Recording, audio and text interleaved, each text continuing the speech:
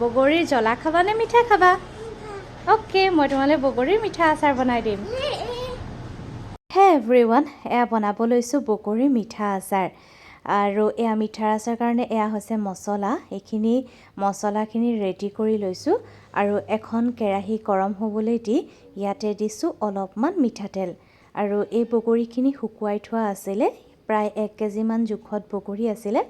আৰু বগৰীখিনি অলপ অলপ মাছখিনি ফালি লোৱা হৈছে আৰু এতিয়া এইকণ তেলতে দিছোঁ 5 ফুৰণ অলপমান দিছোঁ 2 চামুচ 5 ফুৰণ দিলোঁ আৰু এটা দিছোঁ শুকান জলকীয়া আপোনালোকে জোখমতে বেছিও দিব পাৰে যিহেতু আমি মাইনাৰ বাবে বনাইছোঁ সেইবাবে দিয়া নাই আৰু এতিয়া ইয়াতে যিখিনি শুকান বগৰী আছিলে সেইখিনি ৰ'দত দি থোৱা আছিলে এয়া চাওক মাছখিনি কেনেকৈ ফালি দিছোঁ দেখিছেনে বগৰীটো এনেকৈ ফালি দি পেলাই বগৰীখিনি এতিয়া তেলখিনিত দি দিলোঁ আৰু ভালকৈ তেলখিনি যাতে গোটেই বগৰীখিনিত মিহলি হৈ যায় তেনেকৈ ধুনীয়াকৈ বগৰীখিনি অলপমান লৰাই দিওঁ আৰু এতিয়া এনেকৈ অলপ সময় লৰাই থাকিম আৰু জুই গেছটো একদম কম দিম আৰু ইয়াতে এয়া পুৰা 1 কেজি আছে মিঠৈ আৰু এই 1 কেজি মিঠৈখিনি দি দিছোঁ কোনোবাই যদি মিঠাটো অলপ কম কৰিব বিচাৰে তেতিয়াহ'লে গুড়ৰ পৰিমাণটো কম বেছি কৰি ল'ব পাৰিব আৰু এতিয়া এনেকৈ লাহে লাহেকৈ মিঠৈখিনি ভালকৈ বগৰীৰ লগত মিক্স কৰি ল'ম এইখিনি দেখিলেনে কেনেকৈ বগৰীখিনিৰ লগত মিঠৈখিনি মিল হৈ গৈছে মিঠৈখিনি এনেকৈ মানে মিহল হ'বলৈ আৰম্ভ কৰিছে এনেদৰে ভালকৈ অলপ জুইত একদম এনেকৈ লৰাই থাকিব এয়া একদম পুৰা মিঠৈখিনি গলি গ'ল আৰু পুৰা ৰসাল হৈ গৈছে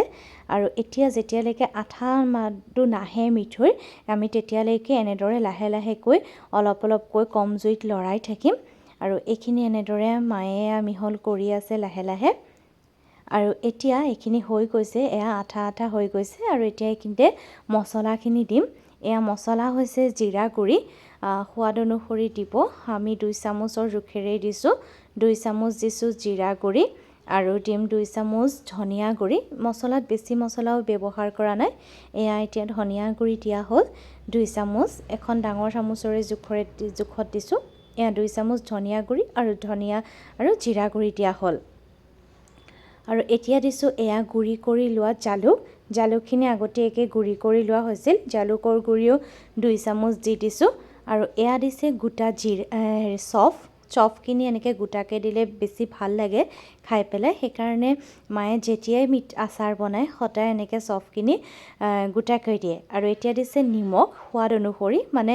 যেতিয়া মিঠাৰ লগত অলপমান নিমখ দিয়ে তেতিয়াহ'লে সোৱাদটো বেলেঞ্চ হৈ যায় তো সোৱাদটো বেলেঞ্চ কৰিবৰ কাৰণে অলপমান নিমখ দি দিলে নিমখো 2 চামুচমানৰ জোখতে দিয়া হৈছে আৰু মাৰ বনোৱা আচাৰ সঁচাই ক'বলগীয়া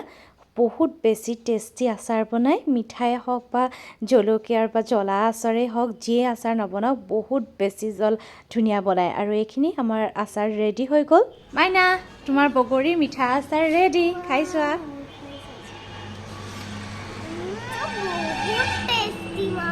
টেষ্টি